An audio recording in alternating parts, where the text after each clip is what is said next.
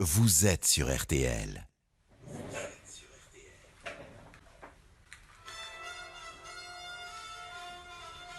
on est avec vous pendant 2 heures, Thomas Soto. Bonsoir à tous, bienvenue dans RTL Soir. Nous avons le plaisir ce soir de contacter par visioconférence 4 étudiants de l'IUT de Bayonne du Pays Basque, Alexia Massoud, Remarque Keos, Martin Sarsabal et Baptiste Janton, tous les 4 étudiants en deuxième année de DUT Gestion des entreprises et des administrations, qui vont nous présenter leur projet tutoré nommé Dans les coulisses d'une grande entreprise. Je vais donc me tourner vers vous, Romain. En tant que chef de projet, pouvez-vous nous expliquer en quoi consiste votre projet étudiant et quelle est sa finalité ? Tout d'abord, on vous remercie de nous avoir invités et même si on est un peu déçus, bien sûr, de ne pas pouvoir être là sur le plateau comme c'était prévu, on est quand même très content d'être avec vous. Et pour parler de ce pourquoi on est là, alors comme vous l'avez dit, bien sûr, on est un projet étudiant qui a pour but d'amener des élèves de l'IUT de Bayonne visiter une grande entreprise. Et cette année, on a choisi de partir visiter avec 30 étudiants la coopérative de Mondragon en Pays Basque espagnol. Et ce projet, il a vraiment pour but, en plus de leur montrer la gestion et le fonctionnement d'une grande entreprise, de permettre à des étudiants d'avoir des perspectives d'avenir. Pourquoi avoir choisi la coopérative Mondragon, Baptiste ? Alors on a choisi la coopérative de Mondragon que l'on a étudié en cours déjà pour sa localisation au Pays Basque, aussi son lien avec les domaines de gestion étudiés en GEA et aussi un système de gestion atypique à découvrir. Alors, ne soyez pas surpris, nos auditeurs vont interagir avec nous tout au long de l'émission. Nous avons une première question posée par David64320 sur Twitter qui nous demande qu'est-ce qui différencie le système coopératif. Alexia, si vous le voulez bien. Donc oui, nous avons découvert un mode de fonctionnement inhabituel. Ici, les travailleurs sont des membres de leur société, donc ils détiennent des parts. Ils doivent effectuer des apports égaux à 15 000 euros ou 10 000 euros si cela concerne une coopérative du domaine de la distribution. Donc il existe également la possibilité que le salaire soit inférieur pendant un an ou d'avoir recours à l'emprunt bancaire.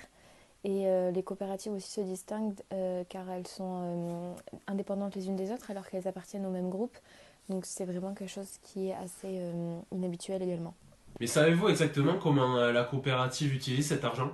Alors oui, sur les 15 000 euros, 3 000 euros sont récupérés par la coopérative et les 12 000 euros restants quand même constituent la part de l'associé au sein de son entreprise, donc c'est le montant de son capital. Pensez-vous qu'il soit intéressant pour un travailleur d'être salarié membre au sein d'une coopérative ? Eh bien sans doute oui, le travailleur doit être plus motivé car il a investi un capital qu'il pourrait perdre si l'entreprise faisait faillite. Et par ailleurs, au contraire, voilà, il voit son capital augmenter à chaque fois que l'entreprise fait des bénéfices en fin d'année. À l'instant, je lis une nouvelle réaction sur Twitter, assez amusante d'ailleurs, de la part de Eric SAM qui déclare « Impressionnant, cela a tout l'air d'une secte à l'échelle de l'entreprise ». Toujours Alexia, qu'avez-vous à répondre à cet auditeur ? Alors il est vrai que les travailleurs, pour devenir membres, doivent être sélectionnés, choisis par la coopérative, car ils sont d'abord embauchés en tant que travailleurs temporaires pendant 2 ans, donc c'est une période durant laquelle la coopérative peut observer leur travail et ils choisissent donc de les recruter ou non. Et ils deviennent donc ensuite membres. Ensuite, c'est vrai qu'ils doivent avoir une philosophie de vie qui ressemble à celle énoncée dans l'idéologie du fondateur. Mais parler de secte, c'est quand même pour moi un mot ici très fort. Pouvez-vous développer, Alexia, l'idéologie que vous venez d'évoquer, s'il vous plaît ? Je pense que ça intéresserait nos auditeurs. Alors l'idéologie, donc elle vient de Aris Mandiareta qui est venu au Pays Basque espagnol à Arrasate en 1940. C'était une période d'après-guerre, du coup il a souhaité reconstruire la ville.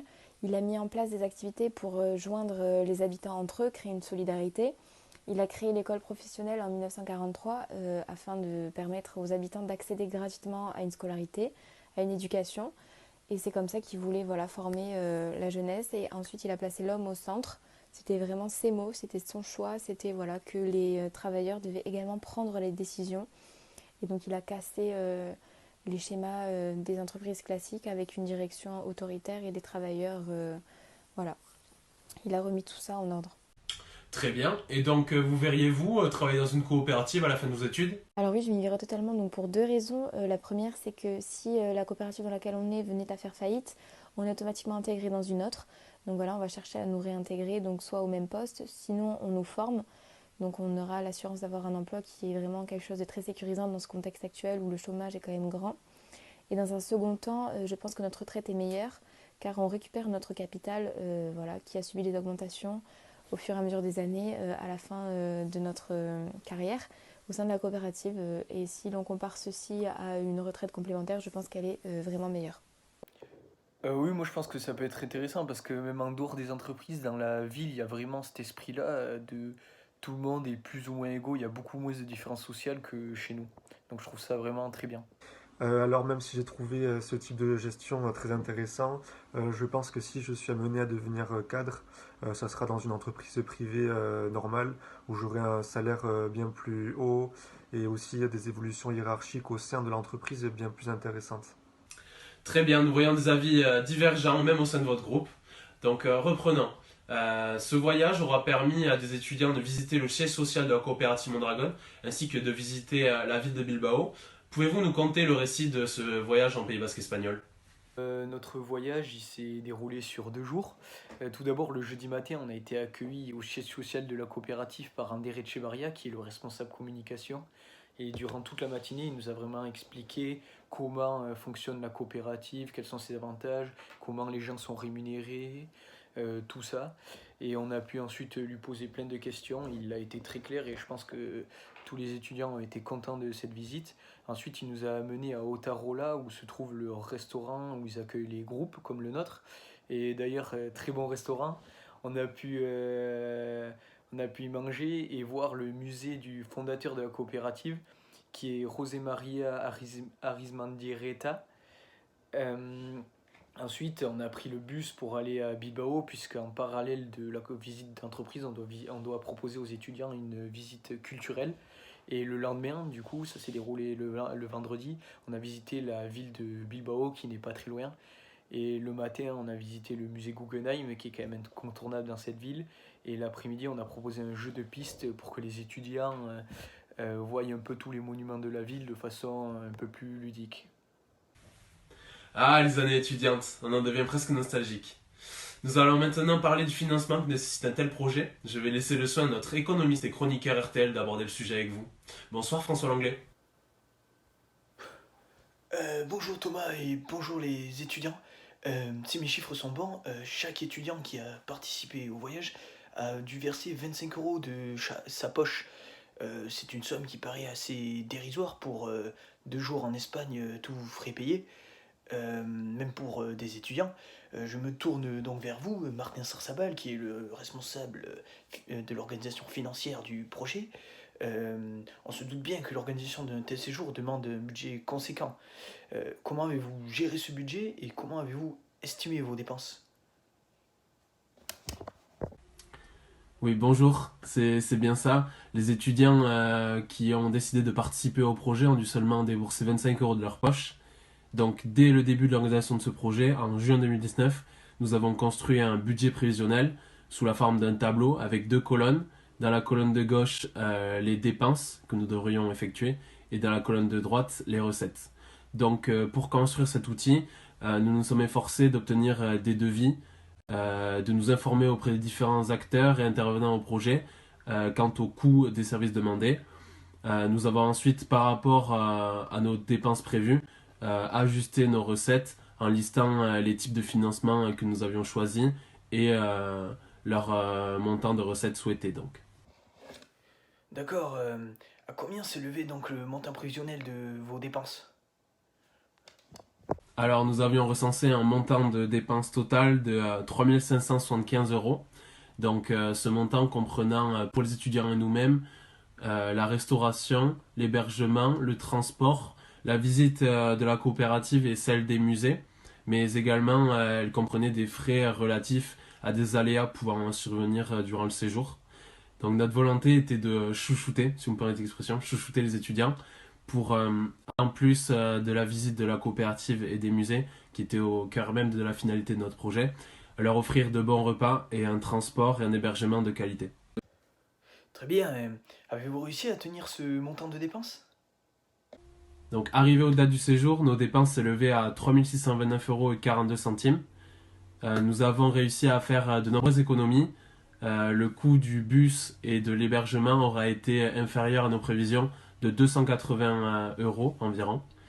Cependant, nous avons décidé de rehausser nos dépenses, notamment pour l'alimentation des étudiants, toujours dans l'objectif de rendre notre séjour le plus qualitatif possible. Donc les étudiants ont pu bénéficier de 2 excellents repas ainsi que d'un pique-nique et nous avons également souhaité leur offrir la visite du musée Guggenheim. D'accord, donc vous avez dépensé légèrement plus que ce qui était prévu, mais nous le comprenons puisque c'était pour rendre votre projet encore meilleur.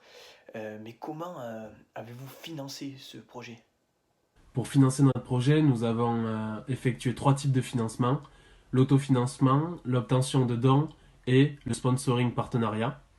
Par ailleurs, nous avions initialement prévu une participation financière pour chaque étudiant participant au voyage. Cette participation s'élevait à 35 euros, mais grâce à nos recettes finales, nous avons pu la revoir à la baisse de 10 euros. Vous vous avez obtenu des aides de la part de votre IUT ou de autres organismes privés? Malgré différentes prises de contact avec des organismes privés, nous n'avons malheureusement pas pu obtenir de subventions.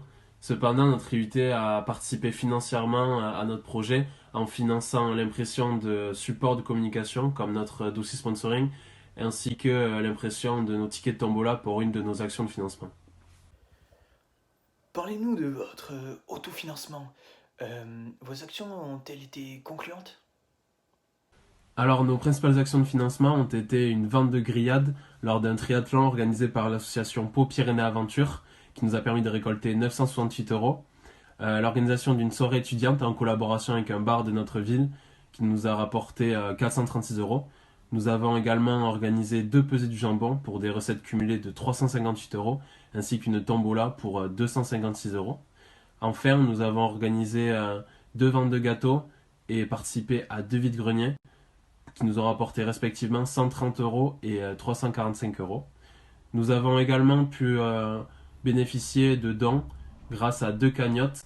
La première en ligne sur la plateforme Litchi, grâce à laquelle nous avons obtenu 211 euros et 20 centimes. Et la seconde, une tirelire déposée dans le commerce de la mère de Baptiste, grâce à laquelle nous avons obtenu 134 euros et 71 centimes. D'accord, et vos recettes ont-elles été à la hauteur de vos attentes? Alors oui, et même nos recettes ont été supérieures à nos espérances, ce qui nous a donc permis de demander une participation financière aux étudiants de seulement 25 euros, une participation inférieure de 10 euros à celle initialement prévue.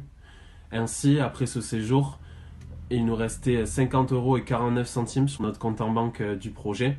Depuis maintenant plus d'1 an et demi, les membres du projet se sont beaucoup investis pour sa réussite. Ils ont engagé beaucoup de leur argent personnel, notamment pour les déplacements en voiture, pour effectuer des actions de financement ou pour démarcher des commerces et des entreprises. C'est pourquoi ces 50,49 euros restants ont donc été utilisés pour rembourser une petite partie des efforts fournis par les membres du projet. Ah mais c'est tout à votre honneur, je vois que vous avez bien travaillé.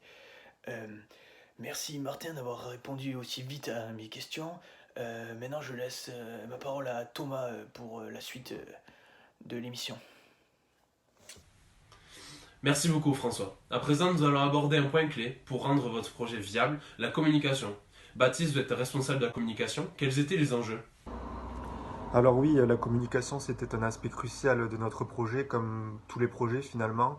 Il faut convaincre les gens d'assister à nos actions de financement, aussi essayer de trouver des donateurs.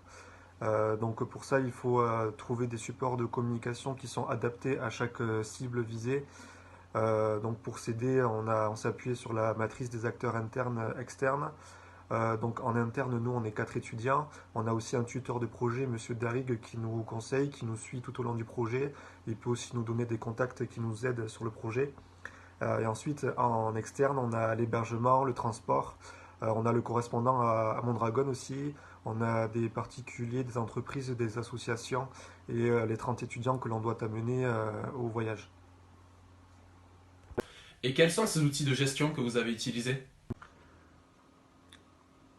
Donc oui, pour la communication du séjour auprès des étudiants, on a réalisé une affiche numérique que l'on a envoyée sur les groupes de conversation Messenger.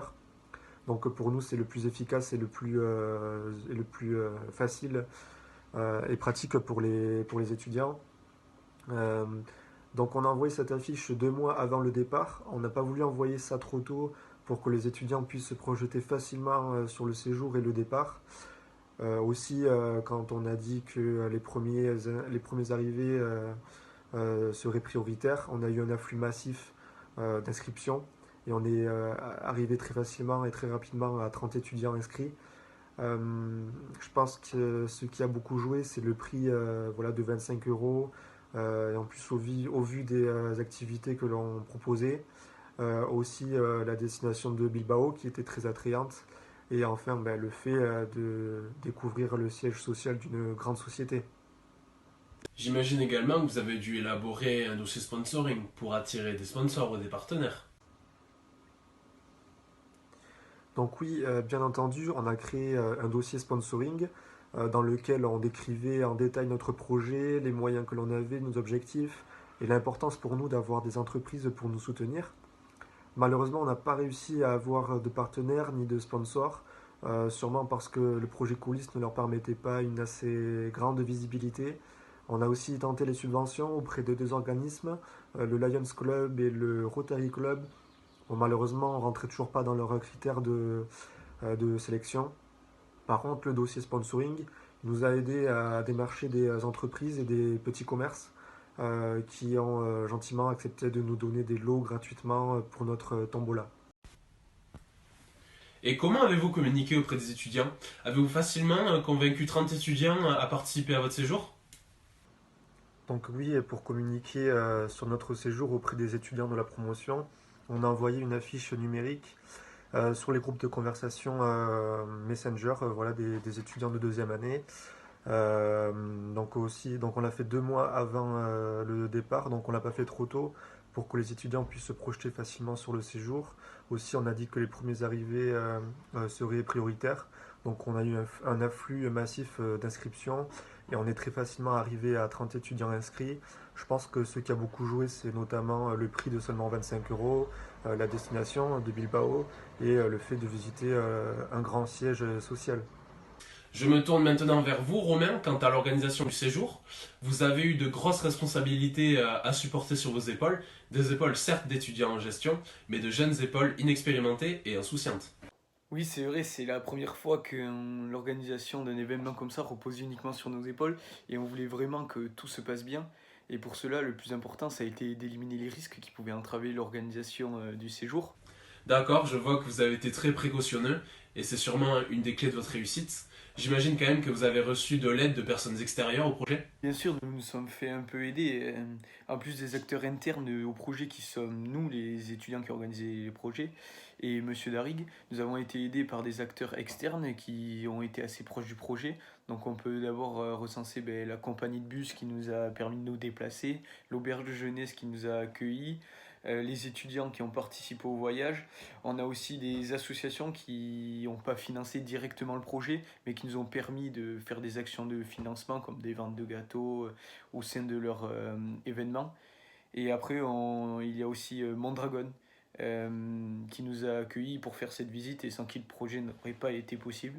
Et donc vraiment, on tient à remercier tous ces acteurs qui nous ont permis de faire ce voyage. Bien sûr, nous nous sommes fait un peu aider, en plus des acteurs internes au projet qui sommes nous, les étudiants qui organisaient les projets, et Monsieur Darig, nous avons été aidés par des acteurs externes qui ont été assez proches du projet. Donc on peut d'abord recenser la compagnie de bus qui nous a permis de nous déplacer, l'auberge de jeunesse qui nous a accueillis, les étudiants qui ont participé au voyage.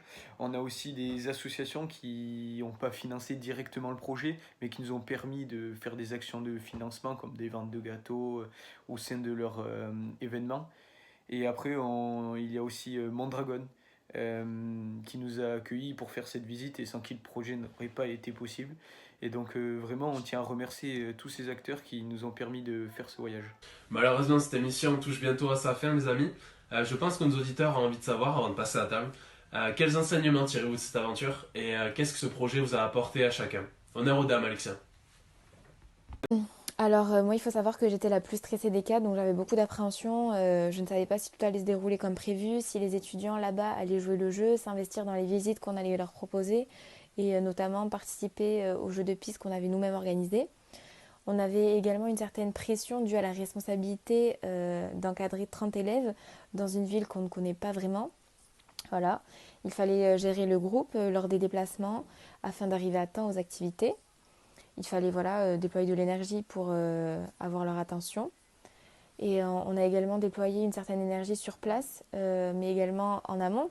Voilà, quand on a dû, au moment du départ, s'assurer que chaque élève était en règle et avait une assurance civile à jour pour partir en toute sécurité. Et donc, ce qu'on retient, c'est inévitablement notre prise en maturité, je pense, due à cette expérience qui s'est très très bien déroulée. On a également développé nos capacités d'entreprendre et notre prise d'initiative. Ah oui, pour ma part, je trouve que c'est vrai que ça a été très enrichissant pour nous. Le fait que les professeurs ils nous aient laissé beaucoup d'autonomie, ça va être bénéfique pour nous à l'avenir car on sera plus confiant dans l'organisation de nos projets futurs. Je vous remercie tous les quatre d'avoir participé à notre émission, bien que les circonstances soient exceptionnelles. Nous aurions bien voulu honorer le plateau d'RTL de votre présence une prochaine fois, je l'espère. Ce moment de pleine fraîcheur a dû sûrement plaire à nos auditeurs et nous a bien démontré que la relève est assurée.